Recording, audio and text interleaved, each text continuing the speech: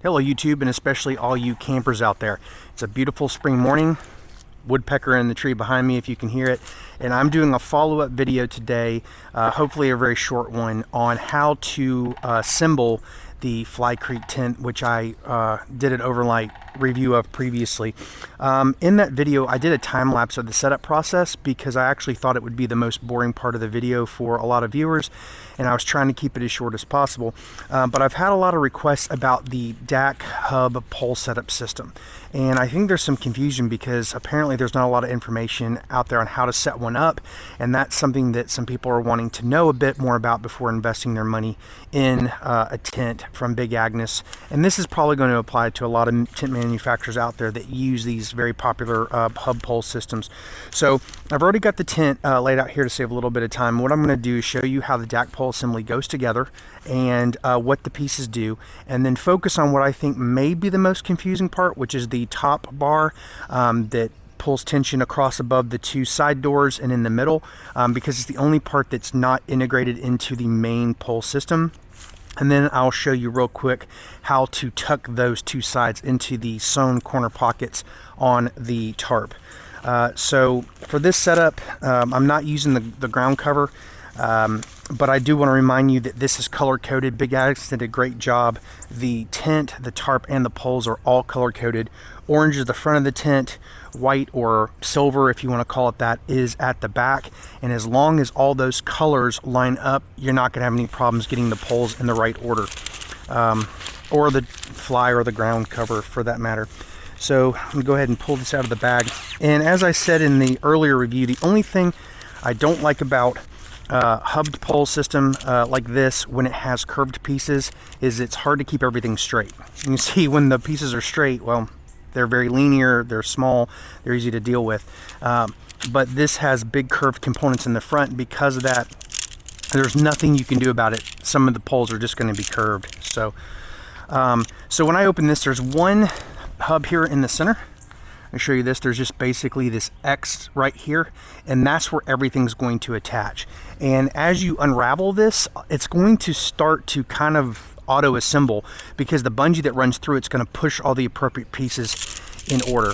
So basically you just want to be careful when you flip it open that none of it flings back up into your face at all. You can hear that snapping. Those are things already kind of starting to link together, and there's no wrong way to do this except to be too aggressive.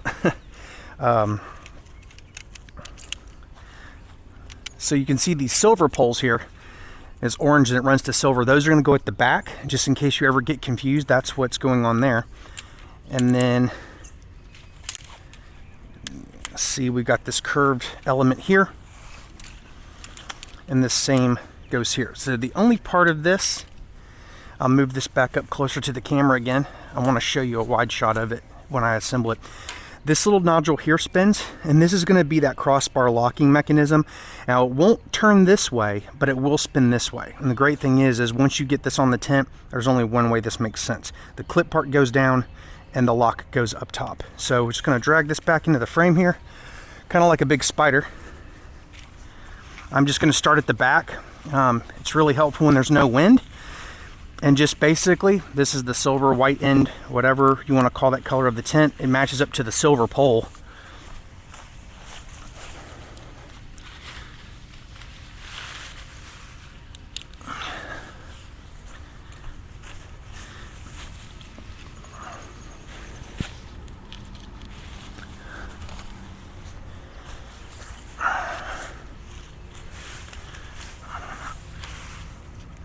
And as you can see, once the corners are all in place, the tension will pull the tent out to its appropriate shape. Now it's just a matter of going through and grabbing all of these clips and hooking them to the poles, just like this. And I'll bring the camera closer when I get to these crossed hub assemblies. But this is really a very, very quick process.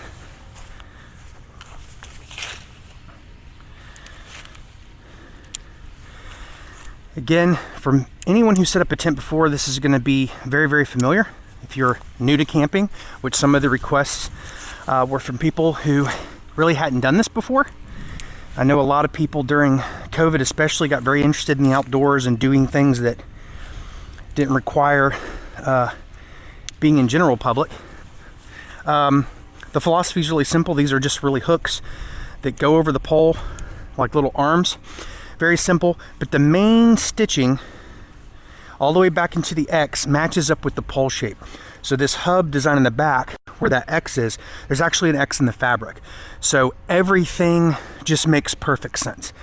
So now that we've got all those clip points out, there's a few that remain. I'm gonna bring the camera in a little bit closer and show you how to take care of those. Okay, now we're in a little bit closer to the tent roof here, and I've got the straightaway. I keep my utility. This is basically a repair rod. See, emergency field repair kit right there on the side. And what you'll do with this, again, if you're unfamiliar, if you're a camping, you had some strong winds, something else happened, and you were to snap one of these poles, you can slide this on and put it in place, and it'll help keep that from bending at a joint where it's not supposed to. So I just keep it on the straightaways. And then again, this is just going to assemble. This is just 4 segments. And this goes across the middle, and this is going to give you your tension pull out for your side vestibules and the anchor for the roof tension. And on this, you'll see here are these little black washers. And what you're going to do with this, you're going to flip this open. Let me go ahead and clip this for you. I saved this to get closer. This is a little pronged hook, and there's a circular part on the base. You just snap that just like that. And so in this open lock here on the top, there's a groove. And that groove is specifically designed to hold this. You can hear it snap in there. It doesn't pop out real easy. Snap that over the top. And then I'm going to go ahead and do the other side, and I'll come back and show you how and why that is in that particular configuration. Go ahead and get this on this side as well. So in the middle of the roof here, now that we've got this crossbar in, there's one more of those little hand clips. Call them hand clips because they look like a little palm, like if you're climbing, and that goes right in the middle. Now, this is a great design because that keeps the pole centered in the top of the roof, and it prevents it from sliding in if tension comes from this side and sliding out if tension comes from that side. And the reason that's important is because you've got this little clip here that's kind of a ball bearing shape. And what you're going to do is you're going to put a little tension on the pole, snap that into place, and you're good to go. And as you can see, the whole purpose of that is to pull the side up over the vestibule and the remainder of the tent at the top. And that little ball bearing shape, the little swivel, is a great design because it gives some flexibility and some movement. So if this were to blow in the wind or anything were to shift, especially as you're putting your tarp on, you don't have to worry about that snapping. So if you're open air camping, you have cooler temperatures, and you know that rain and possibly heavy dew isn't going to really be a problem, you're done at this point. You can guy out the corners if you want a little bit of extra rigidity, but everything here is assembled and good to go. And that's it. So the last part I'm going to show you is the tarp and how it fits over this, and then we'll wrap up this video. All right, here in the last element of this video, I'm going to flip this up here and show you on the inside. So once you get your tarp in place, on this particular model, the gray triangles go front to back.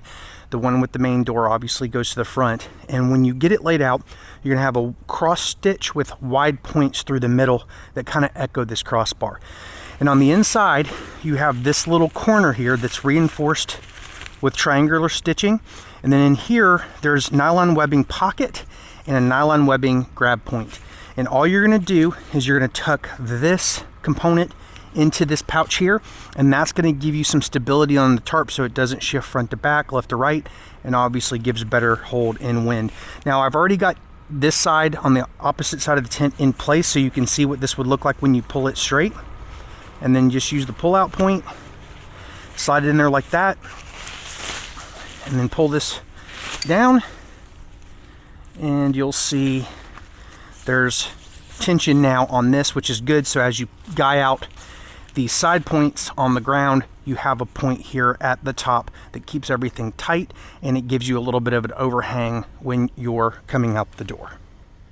And now that we've got that point in place, I'm just going to secure the last points here in the front. Again, you can watch the other video, but these clips work just like any clips on a lot of backpacks that you've probably used out there. And that's it. So what you'll do now that you see the wind's blowing, but it's staying in place because you've got 6 anchor points now, 4 in the corners and then 2 across the top.